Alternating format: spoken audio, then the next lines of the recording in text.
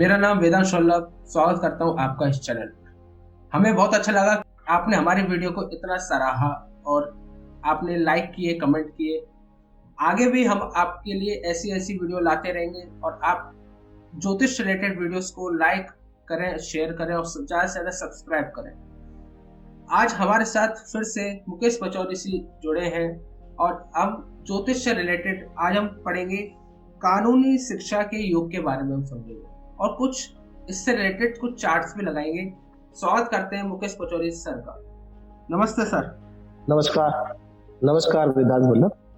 बताइए, आज का टॉपिक आपने भी बताया कानूनी शिक्षा का और इस पर हम चर्चा करेंगे। कानूनी शिक्षा जो है आमतौर पर आज हर व्यक्ति की आवश्यक हो गई है। आज के समाज में हर बच्चा कुछ न कुछ पढ़ाई करता है।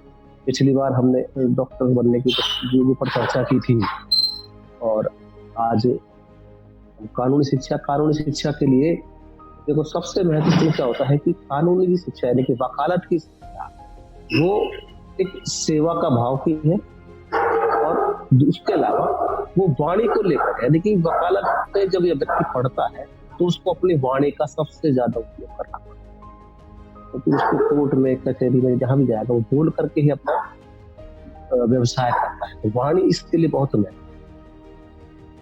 वाणी व्यक्ति की जितनी प्रभावशाली होगी वो उतना ही अधिक उसको सफलता मिलती चलेगी, क्योंकि उसको आगे बहस कर नहीं पाते दूसरे वकील के सामने। तो कुंडली का इसके लिए द्वितीय भाव का बली होना आवश्यक। कुंडली में इसके लिए द्वितीय भाव का बली होना आवश्यक है, क्योंकि कुंडली में द्वितीय भाव वाणी का भाव और वकालत का काम एक सेवा का काम है। इसमें तो ऐसा कुछ है ही नहीं कि भाई कुछ बेचा जा रहा, ये एक सेवा है, एक सर्विस है। तो सर्विस के लिए जो महत्वपूर्ण भाव है वो है हमारा छठा भाव। छठा भाव सर्विस का भाव होने के साथ साथ मुकदमे का भी भाव है और प्रतिदिन ऐसे स्थानों पर जाने वाला भाव भी है कि आदमी किसी कार्यस्थल पर जा रहा है, प्रतिदिन जा रहा है, तो उसके लिए छठा भाव महत्वपूर्ण है।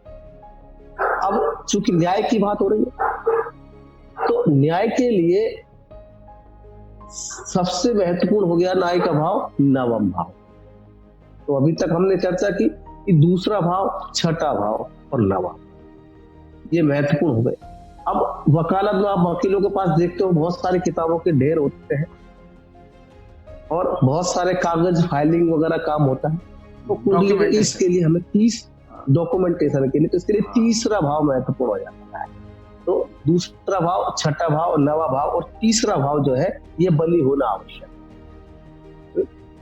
और इसके अलावा गुरु जो है अच्छी विवेक शक्ति देने वाला ग्रह है, तो गुरु का भी बली होना आवश्यक। और शुक्र का, क्योंकि शुक्र भी विवेक शक्ति, सोचने समझने की शक्ति। व्यक्ति जब कोर्ट में बोलेगा, बातचीत करेगा तो उसके लिए जो है गुरु का बलि होना इसलिए आवश्यक है क्योंकि उसको तुरंत नए नए विचार आने चाहिए अपने क्लाइंट के लिए, उसके लिए किस तरह की बात की जाए, किस तरह की बहस की जाए। तो गुरु और शुक्र हो गए। इसके बाद आता है मंगल। मंगल पराक्रम का तो भाव कारक है ही, है ना। और मंगल का प्रभाव यदि बुध पर आ जाए तो ऐसा व्यक्ति तर्क वितर्क या कुतर्क करने में भी सफल होता है। तो कोर्ट में तर्क वितर्क और कुतर्क सब चलते हैं, है ना। अब आपके एक जो सबसे बड़ा ग्रह है दंडाधिकारी का, वो है शनि। तो शनि भी एक महत्वपूर्ण ग्रह हो गया कुंडली में। शनि के बिना वकालत की बात करना ही अधूरी। कोर्ट में आप देखें सारे शनि से ही प्रभावित होते हैं, तभी तो काला कोट पहनकर चलते। और काल पुरुष की कुंडली में बुध जो है छठे और तीसरे भाव का स्वामी होता है और छठा और तीसरा भाव जो है दोनों ही हमें यहाँ पर महत्वपूर्ण लग रहे हैं, क्योंकि छठा भाव मुकदमे का और तीसरा भाव मुकदमे की फाइलिंग का है। तो बुध अपनी प्रभावशाली शैली यहाँ पर दिखाता है ना। तो तीसरे भाव और छठे भाव होने के कारण सारा रिकॉर्ड जो है वो बुध के पास। इसके साथ शनि का संबंध, क्योंकि शनि धर्म कर्माधिकारी और गुरु धर्माधिकारी, तो शनि और गुरु का संबंध भी एक महत्वपूर्ण विषय है। शनि और गुरु का भी आपस में संबंध होना चाहिए। तो पूरी कुंडली में दूसरा भाव, तीसरा भाव, छठा भाव, नवा भाव, 10वां भाव, है ना, और साथ में 12वां भाव, ये सारे महत्वपूर्ण हो जाते हैं। और गुरु, शुक्र, मंगल, बुध और शनि, ये भी अपनी एक महत्वपूर्ण भूमिका में रहते हैं यहाँ पर। तो इन चीजों को भी हमको यहाँ पर देखना चाहिए। अब चूंकि बुध वाणी का कारक है, तो सिविल केस के लिए, कुंडली में सिविल केस के लिए जो है बुध का बलि होना आवश्यक। सॉरी, सिविल केस के लिए बुध का गुरु के साथ संबंध होना आवश्यक है ना। बलि बुध का संबंध शुक्र मंगल से होने पर जातक फैमिली कोर्ट में सफलता पाता है।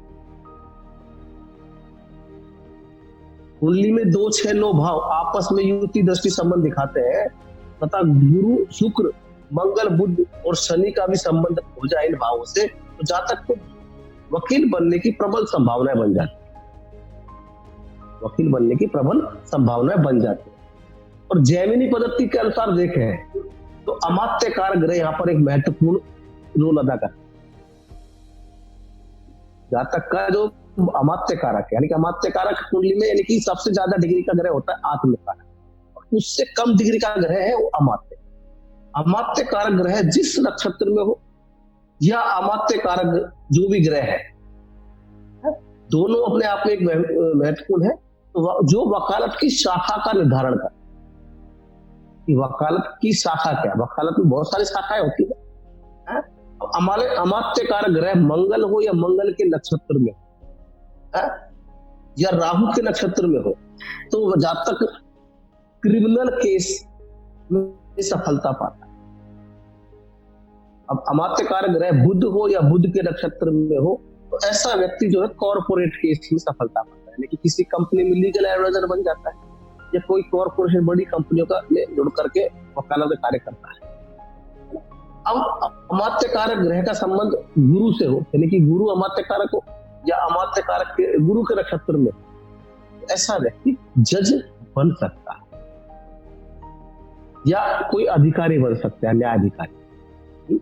और शुक्र यदि अमात्य कारक हो या अमात्य कारक के नक्षत्र में हो, तो ऐसा व्यक्ति पारिवारिक न्यायालय में सफलता पाता है, फैमिली कोर्ट में सफलता पाता है। और अमात्य कारक ग्रह शनि हो या शनि के नक्षत्र में हो या केतु के नक्षत्र में, तो ऐसा व्यक्ति टैक्स या चोरी चकारी जैसे कार्य में सफलता पाता है, यानी कि टैक्स के कार्य उसको मिलेंगे जाकर, या कोई ऐसा छोटे मोटे केस जिसमें कोई चोरी चकारी का कोई मुलजिम आ गया, उनके लिए कार्य करना होता है, उस तरह का कार्य करेगा। यदि अमात्य कारक ग्रह सूर्य या चंद्र हो, तो ऐसा व्यक्ति सरकारी वकील बन सकता है। तो ये हमारे पास यहाँ पर एक वकील बनने की कुछ नियम और शर्तें यहाँ आ गई है कुंडली में। तो कुंडली में दूसरा भाव, छठा भाव, तीसरा भाव, नवा भाव, 10वां भाव और 12वां भाव, ये महत्वपूर्ण है। और यदि इनमें यदि 11वां भाव और दूसरा भाव भी जुड़ जाए, तो वो वकालत में बहुत अथाह पैसा कमाए। ठीक है, हम पैसे की बात नहीं कर रहे, हम सिर्फ वकालत की बात कर रहे हैं। तो ये सारे बात भाव महत्वपूर्ण हो गए। कुंडली में गुरु और शनि का संबंध, गुरु बुध का संबंध, इनका मंगल का संबंध, ये भी महत्वपूर्ण है, क्योंकि वकील के लिए पराक्रम का भाव भी बली होना चाहिए, क्योंकि एक पराक्रमी होगा तभी तो वकील होगा ना। उसको हर किसी से बहस करनी पड़ेगी, उसको सामने पुलिस वाले से भी उसको मतलब तरह तरह की बातें रखनी पड़ेगी। तो डर का भाव उसके अंदर नहीं होना। अब आप इस पर कोई आप कुंडली लगाकर हम चेक करें कि किस तरह से ये नियम यहाँ पर लगते हैं। तो आपके पास जो चार्ट है वो आप लगाएं एक बार।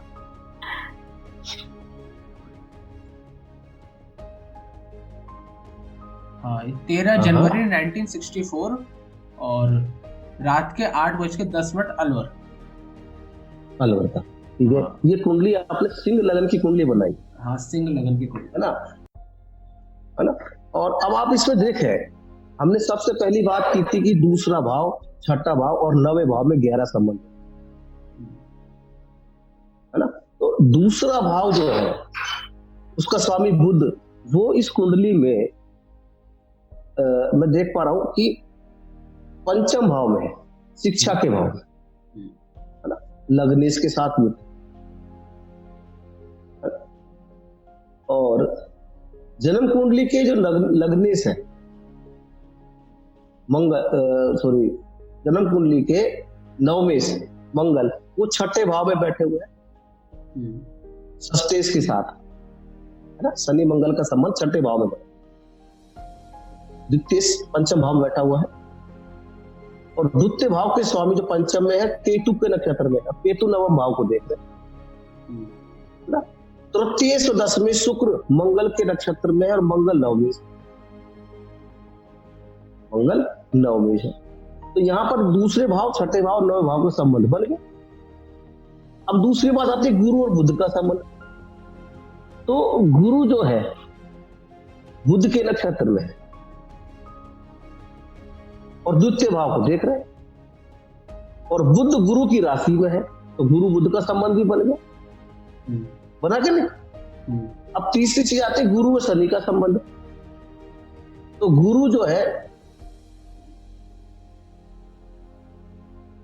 बुध के नक्षत्र में है, गुरु शनि का संबंध है ना, और शनि गुरु को देख रहे हैं। शनि की तीसरी दृष्टि छठे भाव से गुरु पर है, गुरु को देख रहे हैं, गुरु को देख रहे हैं, तो ये संबंध भी बनेगा। और शनि की छठे भाव से तीसरे भाव पर दृष्टि है, तीसरे भाव का भी संबंध बन गया। अब अमात्य कारक जो है यहाँ पर शनि है, अमात्य कारक शनि है। आप देखिए इसमें जो शनि की सबसे ज्यादा डिग्री होगी 28 डिग्री का, है ना। तो शनि अमात्य कारक, हाँ, एक सूर्य का 29 डिग्री उससे कम है, सेकंड हाईएस्ट है, सेकंड हाईएस्ट है। तो अमात्य कारक है शनि होगा, है ना। शनि मंगल के नक्षत्र में, शनि मंगल के नक्षत्र में है। तो अभी हमने जो बात करी थी प्रारंभ में कि जैमिनी के हिसाब से, तो अमात्य कारक का संबंध जब मंगल से हो गया और शनि से हो गया, तो ये इनके पास ज्यादातर जो है छोटे मोटे चोरी का टकारे की ज्यादा केस था। अच्छा, एक खास बात और है कि शनि मंगल का संबंध छठे भाव में बन गया, बहुत अच्छा योग बन रहा है यहाँ पर। तो इनको पास इन्होंने कभी हार कम होने दे, आज तक जितने भी केस लड़े हैं चाहे वो छोटे मोटे हो कैसे क्यों, लेकिन उन्होंने कभी हार कम होने देखना भी नहीं। तो सारे योग यहाँ पर हमने जो बताए थे वो सारे नियम यहाँ लग गए, बिल्कुल लग गए। अब आप दूसरे चार्ट में देखें इसी तरह,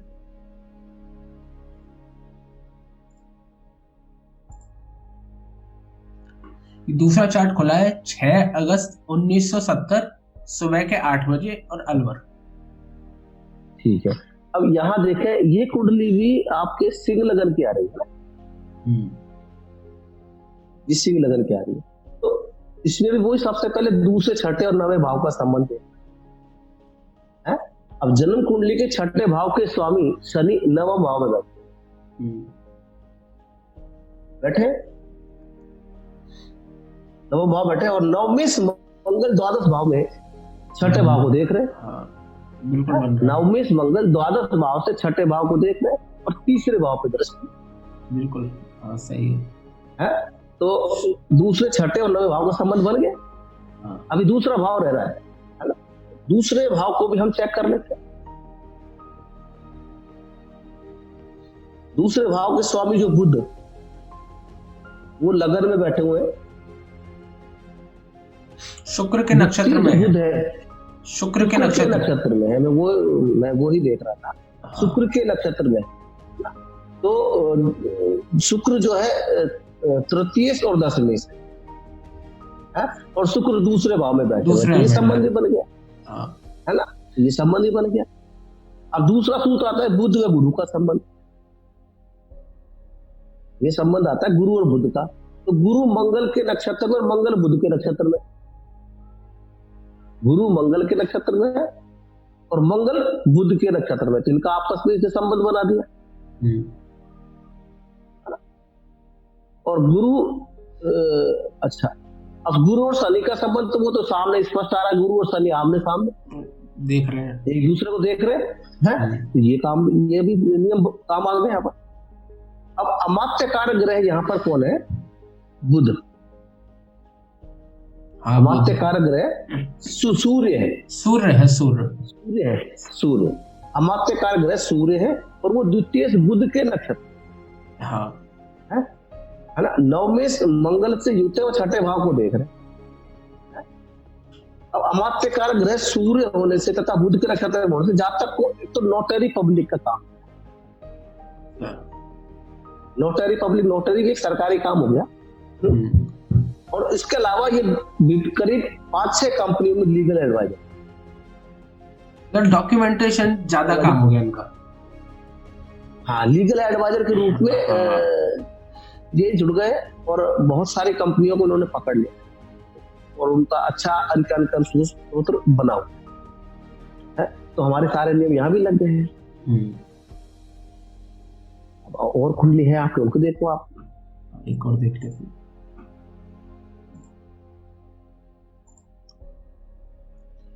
ये कुंडली है 1 फरवरी 1984 और सुबह के 1:15 अलवर की।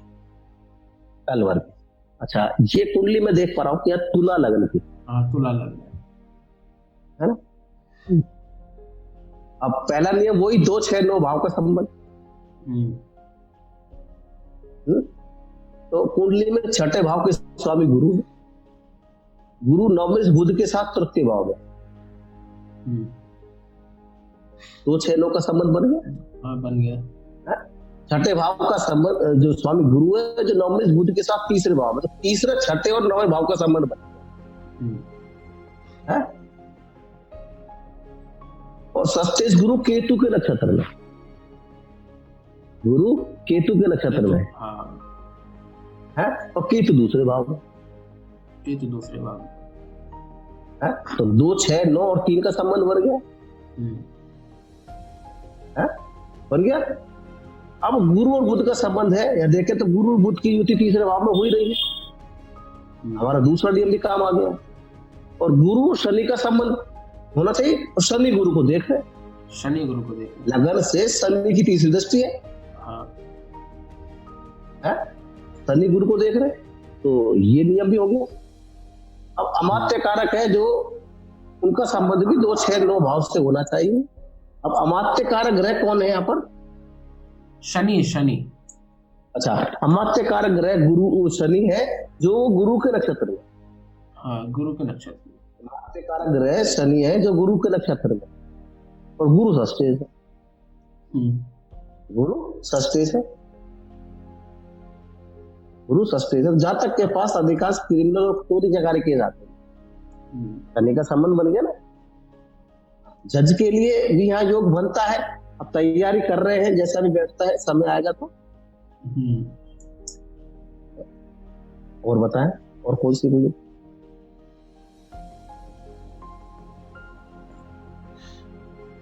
ये कुंडली है 17 अप्रैल 1972 और सुबह के 8:05 नारायणपुर।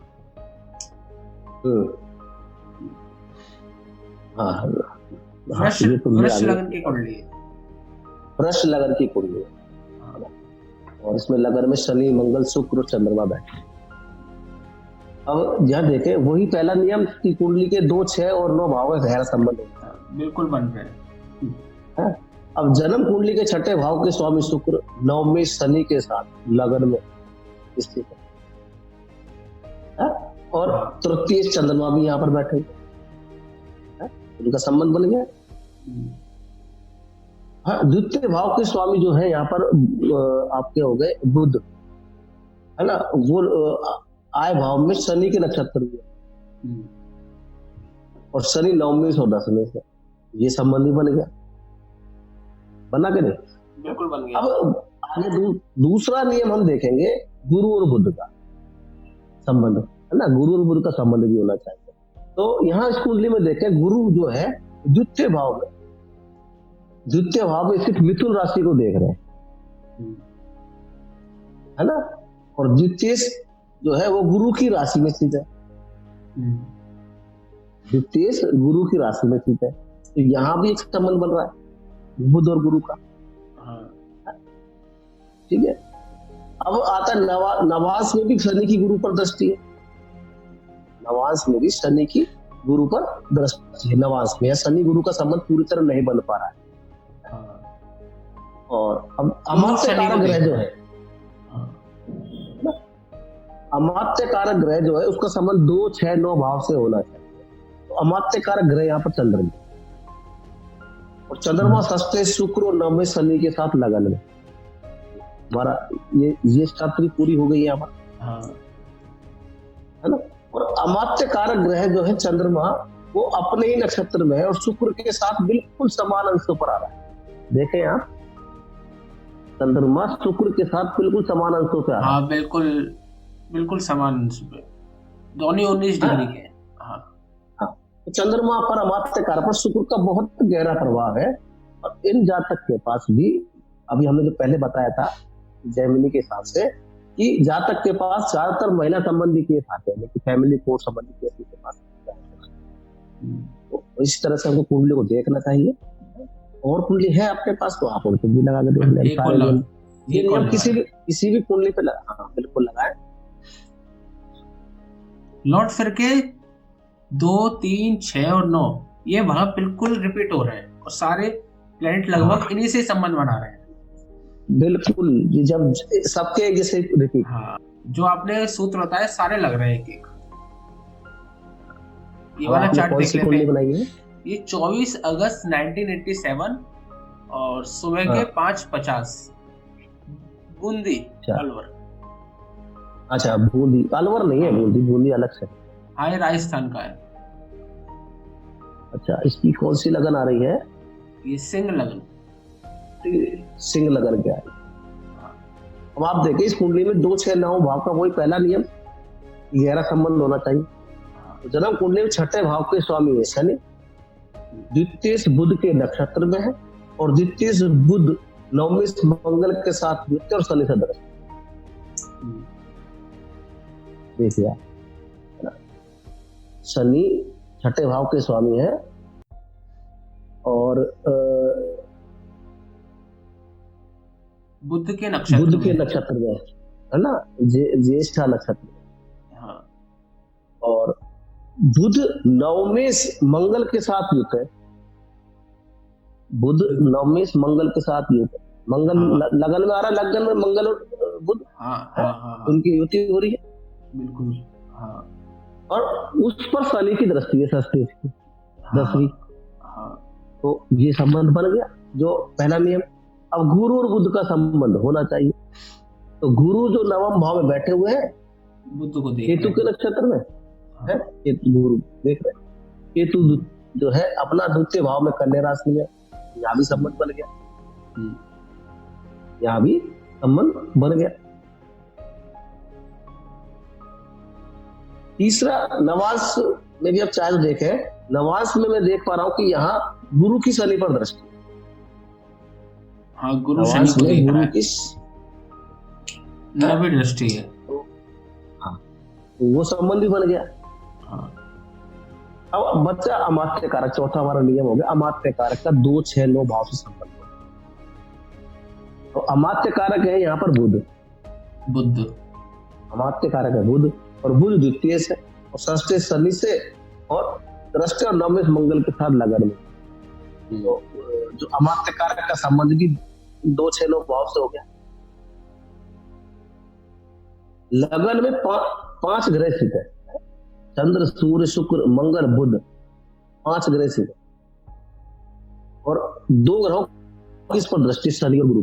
लगन में 5 ग्रह स्थित है ना, और इन सभी का भाव संबंध जो है द्वितीय भाव में, इनको इन सभी का द्वितीय भाव से संबंध जो बन रहा है ना, इस संबंध ने इनको विशिष्ट राजयोग दी। जातक पहले वकालत कर रहे थे और फिर न्यायिक सेवा में चयनित होकर और अब ये जज के रूप में काम कर रहे हैं। बहुत बढ़िया तरह से एक सूत्र लग रहा है यहाँ पर, पूरे 5 कुंडलियों में साउंड सेम लग रहे हैं। सारे सूत्र, और आप किसी भी कुंडली में लगा कर देखेंगे सारे सूत्र लग रहे हैं, तो आपका प्रेडिक्शन लेवल बढ़ गया है। आपको लगा के देखें। मुकेश पचौरी जी द्वारा आपको एक सूत्र समझ में आया होगा, इतना इजी तरीके से इन्होंने समझाया। आप इनको पॉज करके नोट कर सकते हैं एक सूत्र को, और अगर आपको एक भी डाउट आता है तो आप कमेंट बॉक्स पे लिखिए और हमें बताइए, हम नेक्स्ट वीडियो पे उसके बारे में चर्चा करेंगे। और अगर आपको कोई कुंडलियों पे एनालिसिस करवाना है या फिर कोई वकालत की अगर आप कुंडली देख रहे हैं और नहीं समझ में आ रहा तो आप उसकी भी डिटेल्स हमें शेयर करिए, तो नेक्स्ट वीडियो पे हम उस पर भी चर्चा कर लेंगे। और अगर आप किसी भी वीडियो ज्योतिष से रिलेटेड कोई भी वीडियो में अगर आपको डाउट है या किसी भी टॉपिक पे अगर आपको डाउट है तो आप कोई टॉपिक लिख के हमें बताइए, हम उस टॉपिक से रिलेटेड नेक्स्ट वीडियो बनाएंगे और पचौरी सर से उस पर चर्चा बिल्कुल करेंगे।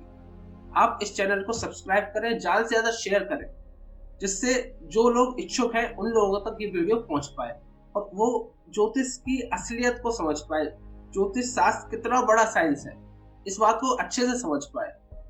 सही में बिल्कुल एक्यूरेट है, इस बात को पचौरी सर ने आज हमें साबित किया और हम इस बात को देखते भी हैं। तो सर आज्ञा दीजिए आज के लिए। जी नमस्कार। राधे राधे सर। राधे राधे।